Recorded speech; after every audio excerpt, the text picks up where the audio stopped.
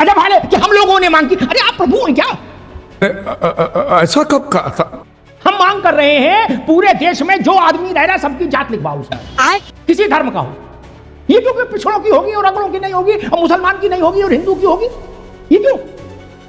Christianity में भी ये हमको बताओ आके कि कौन पहले हिंदू था कन्वर्टेड है और कौन ओरिजिनल है जो अंग्रेजों के साथ आया था। तू मेरे को जानता नहीं रे। मैं क्या करेगा बाबा जान के तेरे को कि तू कौन है।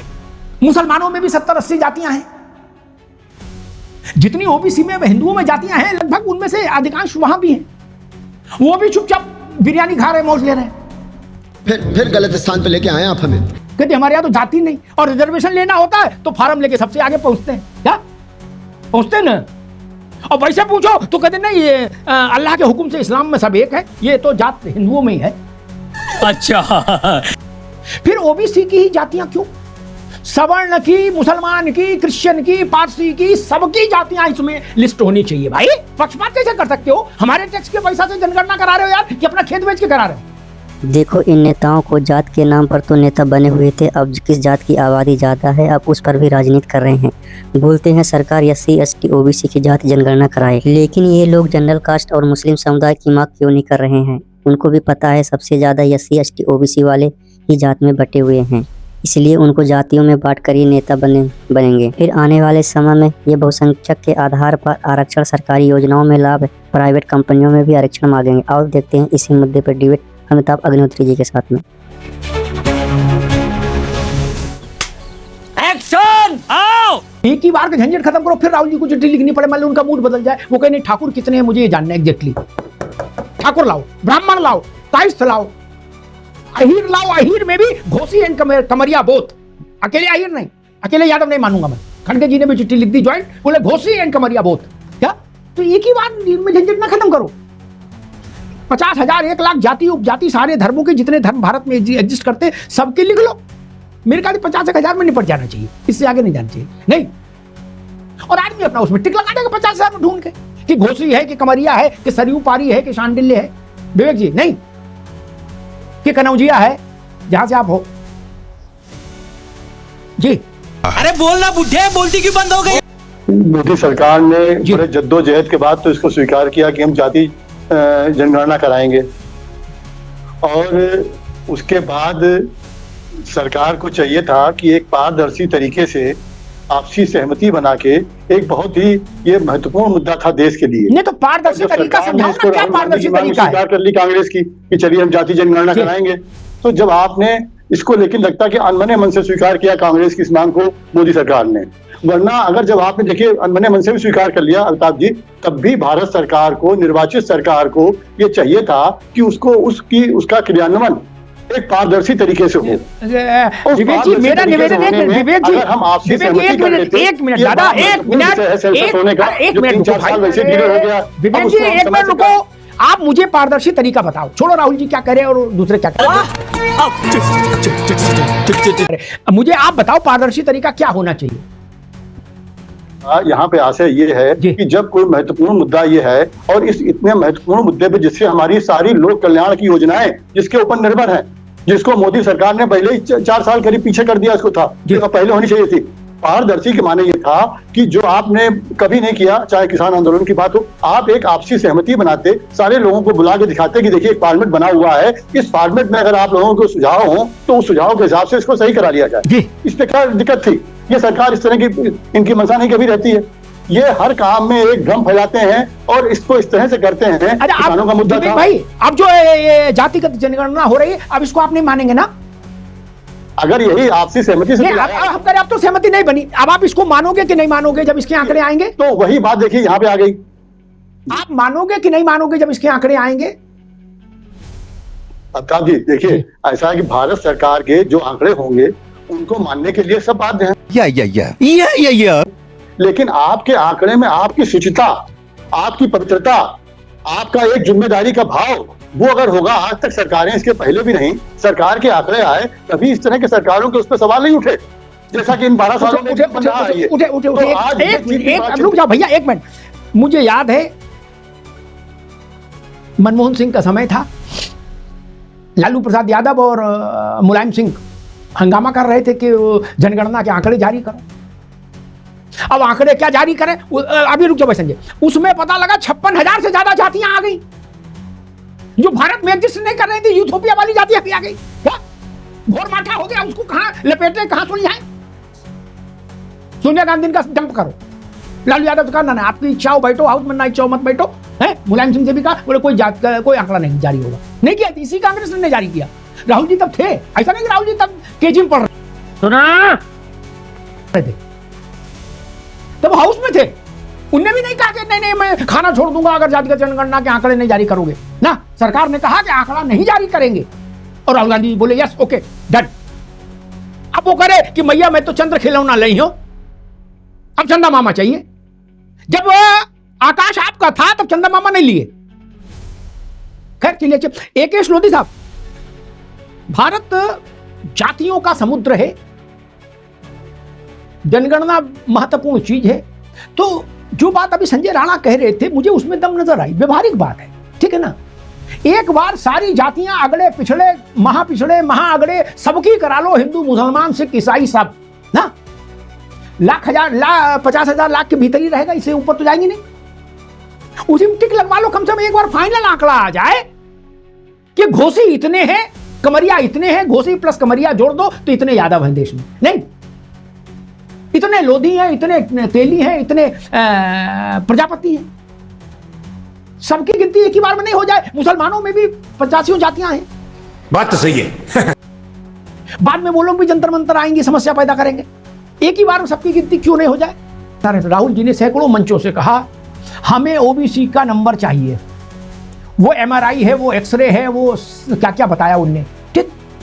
उसी से देश तरक्की होगी और उनका ओबीसी का नंबर आ जाएगा तो नौकरियों की भी कोई कमी नहीं रहेगी, देश धन धान्य से परिपूर्ण हो जाएगा, सब लोग सोने का बिस्कुट लेकर घूमेंगे। इस टाइप का मामला बन जाएगा अगर जातियों की गिनती आ जाएगी ओबीसी में। सरकार ने एससी एसटी पहले से था, ओबीसी भी कर दिया कॉलम। एससी कितने, एसटी कितने, ओबीसी कितने, मुसलमान कितने हैं, बौद्ध कितने हैं, हिंदू कितने हैं, यही ना। और नहीं तो संजय सिंह, मेरा प्रश्न थोड़ा सा टेढ़ा है, हो सकता है भाजपा के लिए भी थोड़ा असुविधाजनक हो। फिर ओबीसी की ही जातियां क्यों? सवर्ण की, मुसलमान की, क्रिश्चियन की, पारसी की, सबकी जातियां इसमें लिस्ट होनी चाहिए। भाई पक्षपात कैसे कर सकते हो? हमारे टैक्स के पैसा से जनगणना करा रहे हो यार, कि अपना खेत बेच के करा रहे हो? ये पार्टियां सर्वे कराएं अपने मन से।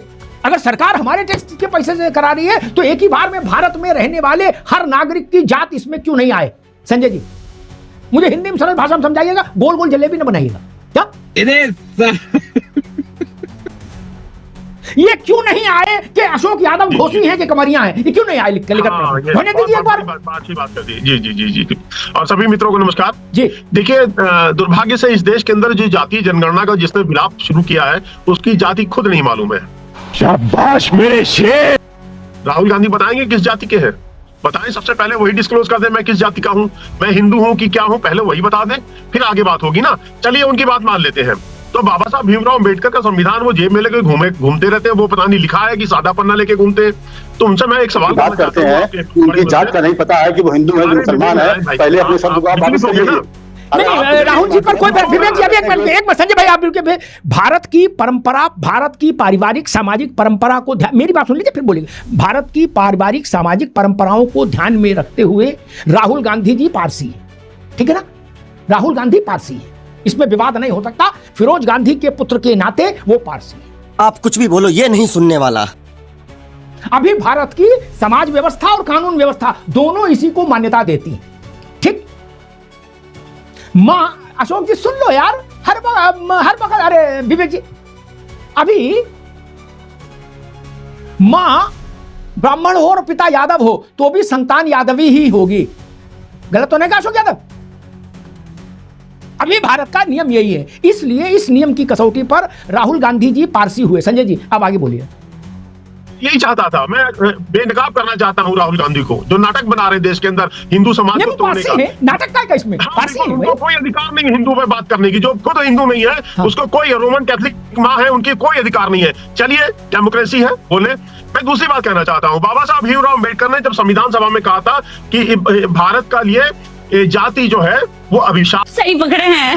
है, इस अभिशाप को खत्म करना है। अब ये संविधान की किताब लेके घूमते रहते हैं, उस अभिशाप को ही बाबा साहब ने जिस अभिशाप को खत्म करने की बात की थी, ये जातिवादी नेता उस जहर को, उस बौन को, उसको समाज में फैलाना चाहते हैं। चलिए ठीक है, मैं एक सवाल आप पूछना चाहता हूँ विवेक नारायण जी। विवेक नारायण जी, उत्तर प्रदेश में कुर्मी समाज पिछड़े में आता है, गुजरात में सवर्ण है, शायद कर्नाटक में एससी में आता है, जाट कहीं पिछड़ा है, कहीं सवर्ण है। आप यही तय कर लीजिए कि कौन किसमें है। पहले यही आप राहुल गांधी जी से कहिए, जमीन पे उतरे, हिंदू समाज को जाने समझे, तब बात करें। ये देश में आग लगाने का जो उन्होंने कहा था कि मैंने केरोसिन छिड़क दिया है, आग लगाने की देरी है, तो वो केरोसिन छिड़क के आग लगाने की मंशा में घूम रहे हैं। उनको इस देश से कोई लेना देना नहीं है। कहाँ मिल रहा है? एथेनॉल छिड़कना चाहिए।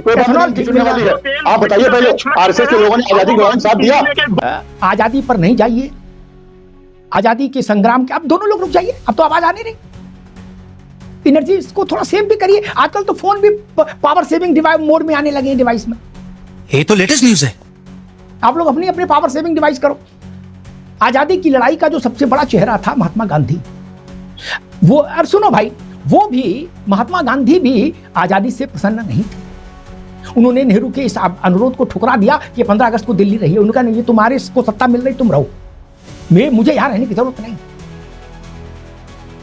विदेशी पत्रकारों ने उनसे इंटरव्यू लेना चाहा, उन्होंने कहा गांधी अंग्रेजी भूल गया, मैं नहीं बोलूंगा। इसलिए ना कहिए कि ये दुखी हो रहे थे। सिवाय नेहरू जी या जिन्ना, उन दोनों की प्रसन्नता का कारण समझ में आता है। खुशी मिल रही थी। और गांधी के कष्ट का कारण भी मुझे समझ में आता है। देश बट गया था। इसीलिए वाजपेयी जी ने कभी लिखा था, आजादी अभी अधूरी है।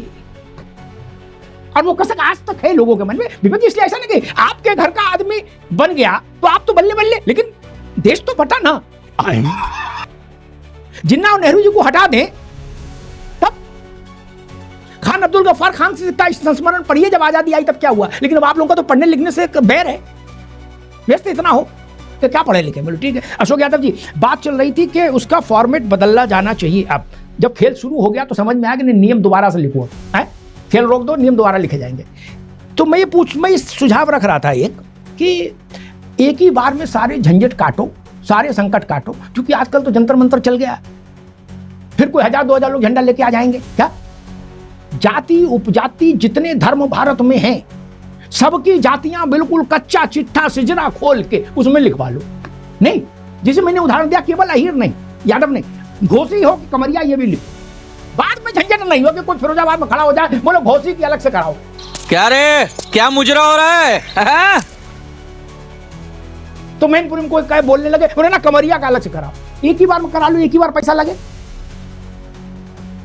और 30-40 साल के लिए लॉक कर दो कि भाई 30-40 साल बाद फिर कराएंगे। मुसलमानों में भी 70-80 जातियां हैं। जितनी ओबीसी में, हिंदुओं में जातियां हैं, लगभग उनमें से अधिकांश वहां भी हैं।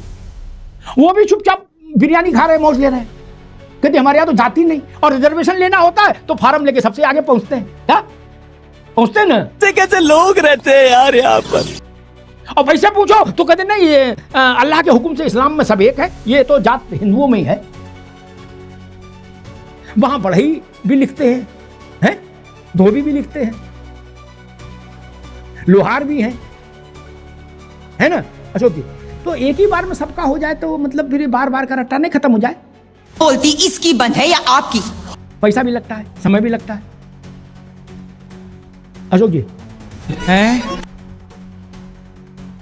कहा इतने लाख लोगों की जातियां आ जाएंगी। आपको तो याद होगा 2011 में जाति जनगणना हुई थी, लगभग 46 लाख जातियां आ गई।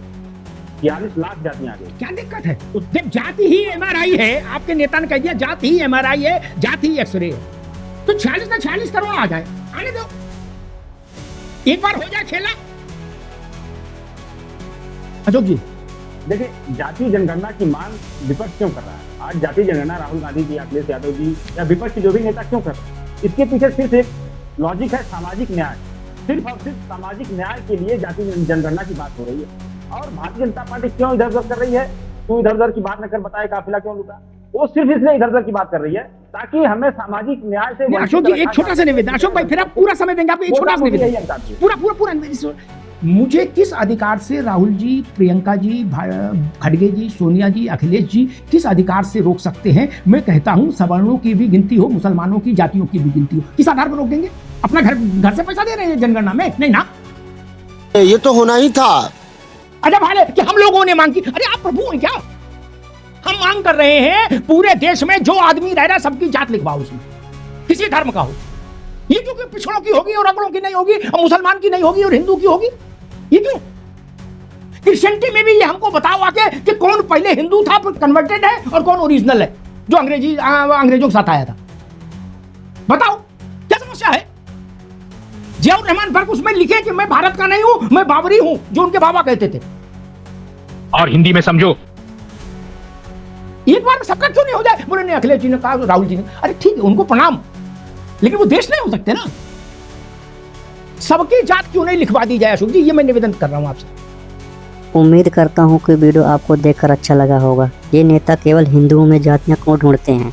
मुस्लिम समुदाय में भी तो बहुत सारी जातियाँ हैं, उन पर भी कभी बोलो कि उन लोगों की भी जात सबको पता चले। मुस्लिम समुदाय बहुत चालाक है, जब धर्म की बात आएगी तो बोलेगा हम सब एक अल्लाह को मानने वाले लोग हैं, हमारे मजहब में जातियाँ नहीं होती हैं, केवल हिंदू धर्म में जातियाँ हैं।